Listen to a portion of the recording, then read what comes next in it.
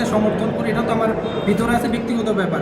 কিন্তু তারাও যদি এই কাজটা করে থাকে, আমি চাই যে তাদের যেন শাস্তির ব্যবস্থা করা হয়। হচ্ছে তানজিল আমার নাম, আর আমি হচ্ছে ঢাকা 4 আসনের এই শ্যামপুর কদমতলী এই থানার হচ্ছে আমি এখানের একজন ভোটার। তো আমার একটা প্রবলেম হচ্ছে, সেটা হচ্ছে যে আমি যখন সকালে 10টার দিকে ভোট দিতে আসি, তো তারা বলতেছে যে আমার ভোটটা নাকি অলরেডি একবার হয়ে গেছে। কিন্তু আমি কিন্তু এই প্রথমেই আসছি, আমি ভোট দেই নেই। তার মানে হচ্ছে আমার ভোটটা কোনোভাবে হচ্ছে দুর্নীতি করা হয়েছে। তো আমি এখন তাদেরকে যখন বললাম যে আমি প্রথম আসছি, আগে তো হয় না, এটা কেন হলো? তো তারা বলতেছে যে আমার মতোই নাকি এরকম, মানে হচ্ছে তার আর একটু অল্প দাঁড়িয়ে ছিল, তো সে আইসা আর কি আমার ভোটটা দিয়ে গেছে।